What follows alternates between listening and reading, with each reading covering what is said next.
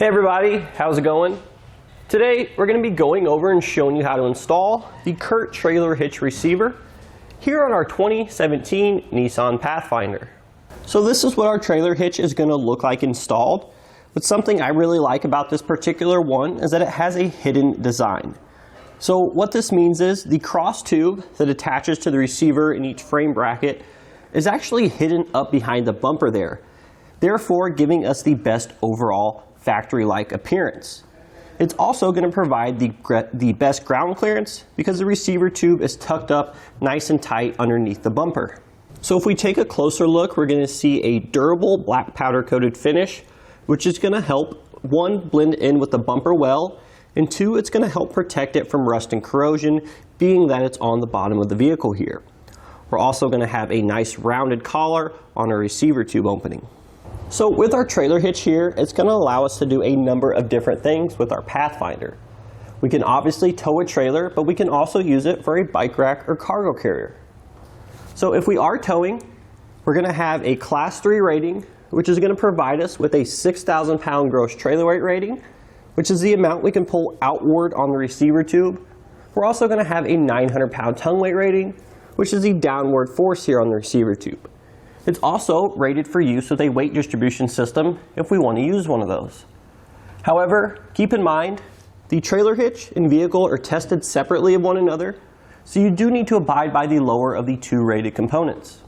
So say we want to hit the trails or we need to free up some space inside our vehicle here, we're going to have plenty of bike rack and cargo carrier options to choose from because we have the more versatile 2-inch by 2-inch receiver tube opening. So if we take a look at the side of the receiver tube, we're going to see the standard 5/8 inch diameter hitch pin hole, which will accept our standard 5/8 inch diameter hitch pin and clip. Keep in mind these are sold separately. Most bike racks and cargo carriers, however, will come with their own hitch pin. We're also going to have our safety chain loops welded to the bottom of the receiver tube. Those are going to accept both the larger clevis style as well as the smaller S-hook style. So now we have a couple measurements for you that are going to help you when you're selecting your hitch mounted accessories. The first one we have is the distance from the ground to the top inside edge of the receiver tube opening. That's going to be 13 inches. And that'll be useful when you're selecting your ball mount. That way you can make sure you get the correct rise and drop to tow your trailer level. And then finally, we have the distance from the center of the hitch pin hole to the outside edge of the bumper. This one's going to be right at 4 inches. And that measurement will be useful when you're selecting your folding accessories, such as a bike rack or cargo carrier. That way you can make sure while they're in the stowed position that they don't contact the bumper. So in regards to installation, this one's pretty straightforward. Definitely something you guys can do at home by yourselves. You don't need any specialized tools, and you don't really need to have a lot of mechanical know-how to be able to do this yourself. Let's go ahead and jump into that install now so we can show you how. So the first step of our installation, we actually need to lower our spare tire to get our trailer hitch into position. So in order to do this, we're going to come inside the vehicle here in the rear. You're going to have a floor covering which we'll need to prop up. Then over here on the passenger side, we're going to have this little plug. Once we remove that, we're going to reveal a bolt.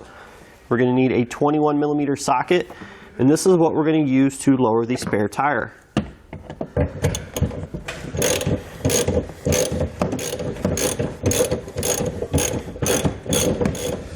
So now we're going to come underneath the vehicle to the driver's side. This is our factory tow hook.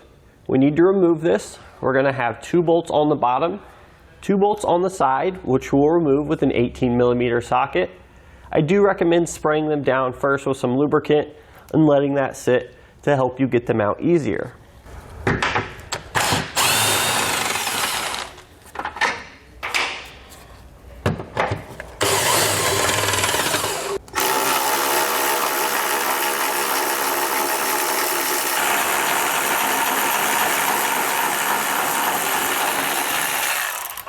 We can go ahead and set this aside. It will not be reused. So the next thing we're going to do, we're going to have 2 brackets on the inside here, attaching the bottom part of the fascia to the bumper beam. There's going to be 2 fasteners in each of these, one on the bottom, one on the top. The bottom is a push pin fastener. We'll take a flathead screwdriver, we'll pry the center of that out to release the rest of it.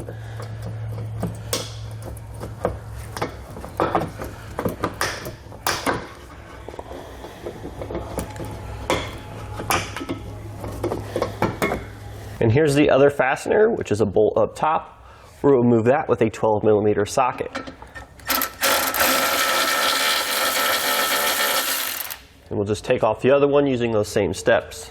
So the next thing we're going to do, we're going to have to make a small cut to the bottom of our bumper fascia here.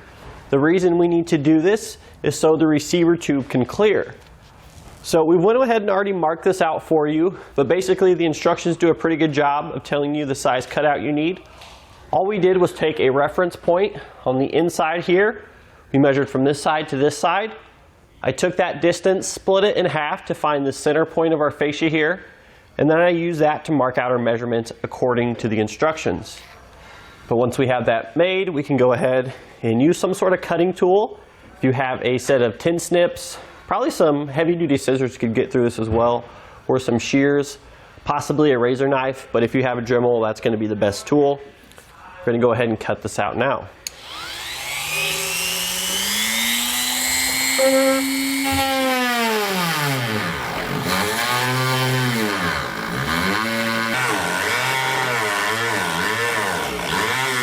So now that we have our cut made, we're going to go ahead now and just clean up all the rough edges here.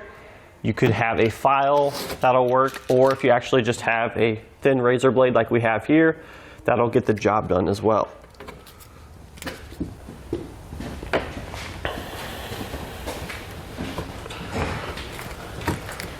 So now before we raise our hitch up into position, we're going to come underneath the vehicle here. On either side, locate the frame because we're going to be cleaning out the factory weld nuts here, which we'll use to secure our hitch. So in order to do that, we're going to take a spray lubricant. We're going to spray each of those down. Then we're going to take a wire brush and run that up through there a couple times to clean them out.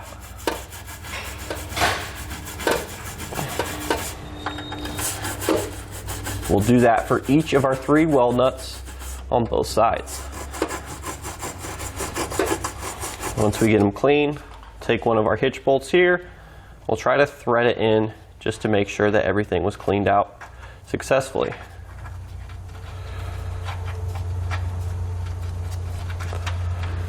So if you still can't thread your hardware in after cleaning out the weld nuts, you may actually need to use a tap to clear out the hole.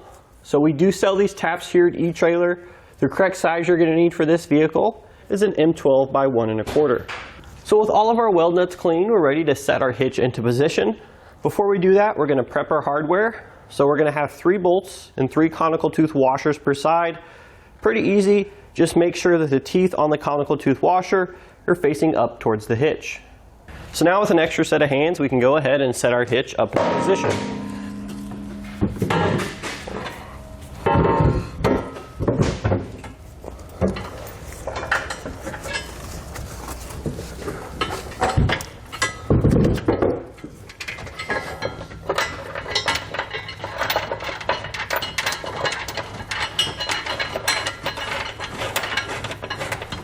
So now that we have the hitch up into position, you'll want to go ahead and reinsert the remaining hardware, but then we can tighten and torque everything down to the specifications and our instructions.